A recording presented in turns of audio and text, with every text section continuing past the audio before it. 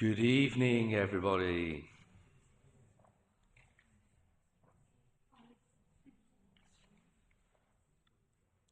Okay, are we sitting comfortably? Okay, so good evening. I'm Councillor Joe Higson, Chairman of the Climate Transition Corporate and Environmental Services Policy Advisory Committee. I'm pleased to welcome you to this meeting. The meeting will be broadcast live and recorded for playback on the Council's YouTube channel. Will anyone else be recording the proceedings? No. Well, I ask this so that people at the meeting will know if this will be happening. If the fire alarm sounds during the meeting, please remain seated and members of the Democratic Services team will assess the situation and give further instructions on the evacuation of the building if necessary. So, item 1, are there any apologies? So we've received them from Councillor Couch and Councillor Gooch. Councillor Gooch has been involved in an accident, so we wish her well.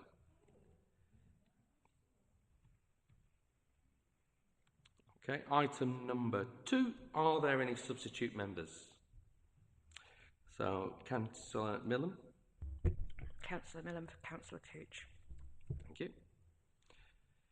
So, item number 3, there aren't any urgent items, but I intend to take item 11, annualised garden waste subscriptions, before item 10, the Biodiversity and Climate Change Action Plan update and annual review 2024, to allow the Cabinet member to be present for that. Okay, item number 4, notification of visiting members. I can't see anybody there, so that's sorted. Item 5, disclosures by members and officers. Are there any disclosures by members and officers? Nope. Item 6, disclosure of lobbying. Are there any disclosures of lobbying? Nope. Item 7, to consider whether any item should be taken in private because of possible disclosure of exemption. There is a yellow page at the back of the minutes. So I move that all items be taken in public, as I intend to consider the minutes part 2 of the meeting held on 3rd of September without having to enter into closed session. Is that agreed? Thank you. Item 8, the minutes of the last meeting. Are there any comments on the accuracy of the minutes from the last meeting? Nope. So I move that the minutes of the meeting held on the 3rd of September 2024 be approved as a correct record and signed. Is that agreed? Thank you. So item number 9, forward plan. I know that Councillor Summersgill wants to update us on something with the forward plan. So are there any comments on the forward plan? Do the Cabinet members wish to make any comments? Councillor Summersgill. Thank you, Chair. It's just to note that on the first list there, the allocation of council land for biodiversity net gain off-site provision has actually been moved a couple of months back to early 2025 for the reasons of, as discussed a couple of meetings ago, we need to talk to ward members and parishes, and also we have a new biodiversity person started in November, and I'd like her to overview where we've got to with that. So it won't be appearing for a couple of months. Okay, thank you. So, item number 11. So this is to be introduced by Councillor English, Cabinet Member for Environmental Services and Enforcement. Thank you very much, Mr. Chairman, members. Currently, we have a situation where the subscriptions for the garden waste service are on a rolling basis. The paper before you sets out a number of reasons why we feel this should move to an annualised system. These are a mixture of short-term and long-term reasons.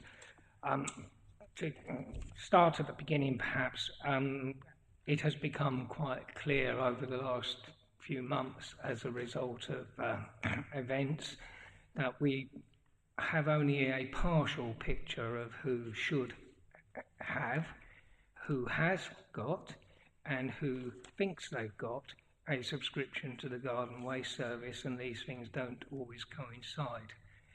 Currently, it is actually quite hard for the council officers, contractor and ward members, members of the public to actually tell whether that subscription is up to date or even in place. So a number of options are in the report before you, but the option we would like to pursue is option 1, that we move to an annualised system with permits. This would enable the council and the contractor to actually know with a reasonable degree of certitude who is subscribing to the service, who is up to date with the subscription, and will enable us to manage it much more effectively. It will enable, in circumstances where a credit has to be given, well, or should be given, perhaps I should say, to someone for the subscription not being operated, for it to be clear what's actually happening and to actually make those arrangements. Currently, it is far from clear because of the confusion caused by a rolling subscription service. We also have some issues with actually people moving and or coming off the subscription. The people moving is fine. If they tell us they're moving, we can deal with that, but people don't always tell you they're moving. And we also have people who come off the subscription system because they haven't renewed. So those bins often remain in place and are being collected despite the fact there hasn't been a subscription paid for them. So what we're trying to do is systemise this and move forward with a clearer basis of knowledge and understanding. So it's clear who's got what, when they paid for it, when the subscription lapses, or when it's not been paid at all. And as I said, if a credit is due, and they may be, then it will enable us to actually make that credit to the right individual on the basis of the service not being delivered. I think it'd be easier, rather than going to all the minutiae, to take questions or comments. Are there any comments or questions from the committee? Councillor Jones. I'd just like to say I think this makes perfect sense. How you've tried to give credits to people when you don't know whether they've paid and whether they've moved, it must be a nightmare. So this seems to make perfect sense to me, and I'm very happy to support it. Councillor Sweetman. I've read that through and I also agree that it makes sense. I've just got a question, it might be silly. How will it work when people join maybe 6 months into the year? How will you manage to work that out? Yes, there's an appendix at the back which is really hard to read, so I have got some larger copies if you want to take one afterwards, but there would be a prorated amount, so they join at any point, prorated to the end of June, and then they would fit into that fixed year.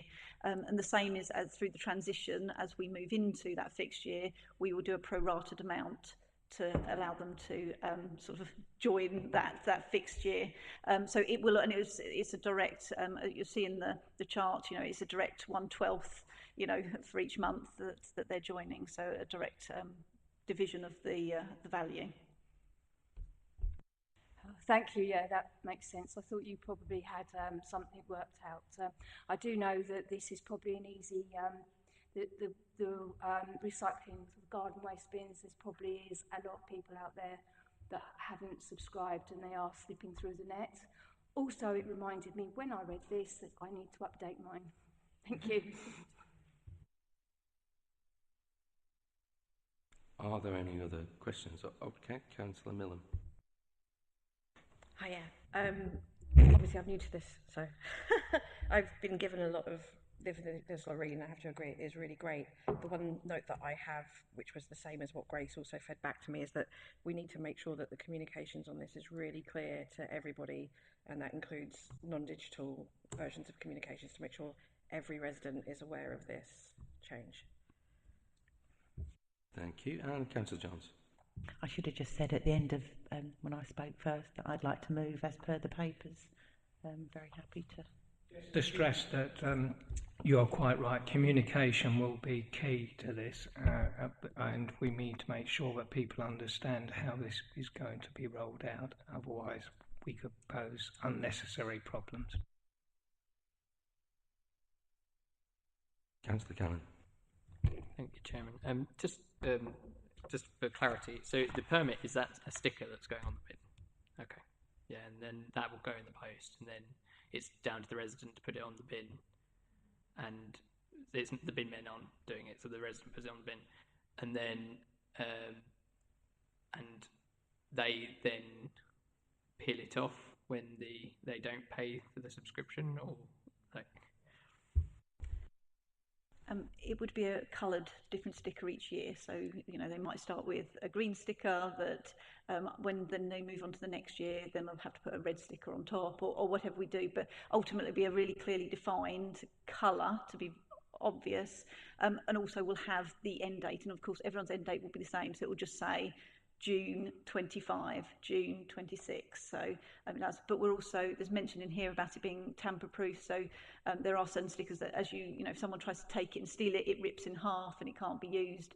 But then if someone is, we'll know if a resident contacts us and says my sticker has been stolen, we can send an officer out, put a new sticker on their bin and deal with it that way. So we've looked at all those different sort of views, and we're proposing to put the road name on the sticker, not an actual address, but road name, so it limits it to where it could be used.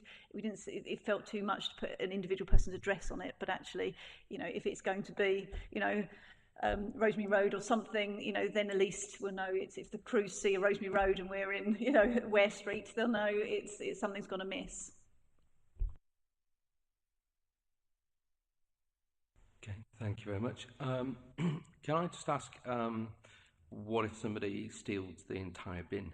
And it's possible. Is there any plans to put sort of number these licences so that it can be identified? Yes, the plan is that they will be identifiable to that particular, that we can trace it back. But it's also important to say, we're still running our PDA system that the crews will have in the vehicle. So again, if bins started popping up and they saw they only had 2 or 3 in that road, they would still then be required to check that. So we've got a sort of a checks and balances that we've still got the computer system sitting behind it. If we had lots of bins stolen, again, by having the road name in, they're only as good as the road they're being stolen in. So, and then we can then trace them of where they've turned up. So yes, they'll have a lot of distinguishing features like that. Thank you very much. Okay, any more questions or comments from the committee? No. So we're presented with 4 options here, so I'll take them one at once. So it's on page 44 of your pack. So the committee is asked to consider the following. Number 1, a fixed annual subscription period from the 1st of July every year is introduced. Is that agreed? Number 2, annual permits are provided to all households subscribing to the service.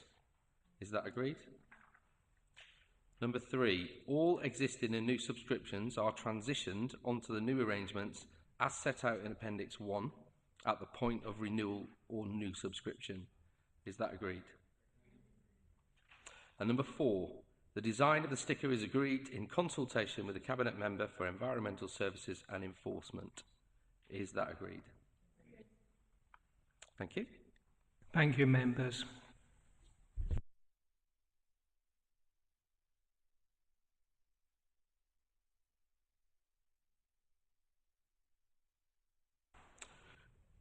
Okay, so item 10, Biodiversity and Climate Change Action Plan Update and Annual Review 2024. This is on pages 11 to 42 in your pack. with a recommendation on page 12. This is going to be introduced by Councillor Summersgill, Cabinet Member for Climate Transition and Nature Recovery. Thank you, Chair. The Policy and Resources Committee adopted the Biodiversity and Climate Change Action Plan in October 2020, and the last update was February this year, and this report presents a further update 7 months on. An annual review was planned for this stage, but this has been postponed until March 2025, alongside a review of the whole strategy. This is to ensure an alignment of the new strategic plan of the Coalition and the budget following the change in administration. Since the last update report also, the former Biodiversity and Climate Change Manager has resigned to pursue another opportunity, and his appointment for his replacement will take their position in late November. So it was considered that with a new person in position that we really needed to look at the review then and not now. So we did just continue with the update. The current action plan in your Appendix A has been realigned to the new Cabinet portfolios, and Cabinet members were consulted on 19th September to get feedback for the alignment, and that's column 2 in the spreadsheet there. And a summary of the status of the actions are shown in the table below, with of the 38 actions, 2 are not yet due, 2 are delayed, 7 are being investigated, and 27 are being implemented. One of the other points with delaying and is perhaps rewriting a little less long the strategy, the spreadsheet, and also there may be changes in the new central government priorities that affect things in the future. We would also like, by looking at it in 2025, to have a 5-year timescale to the end of the plan 2030, and perhaps introduce some intermediate time slots in there so things can be measured more accurately than just waiting till 2030.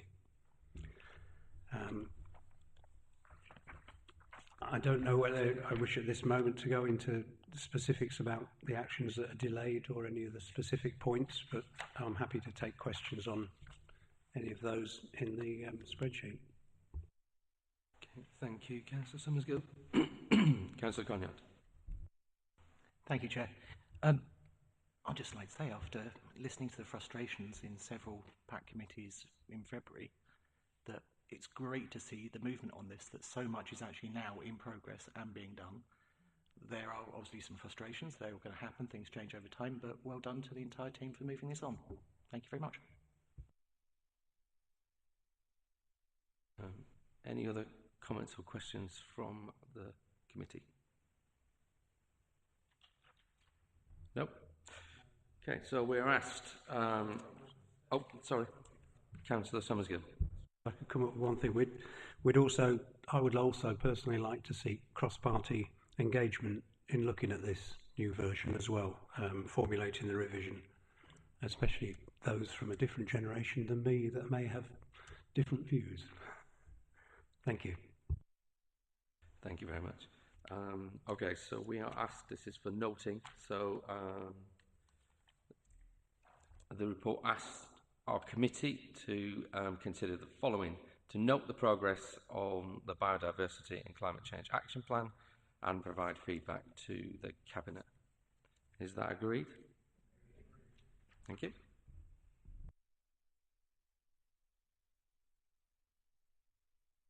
So thank you very much, everybody. I now declare the meeting closed.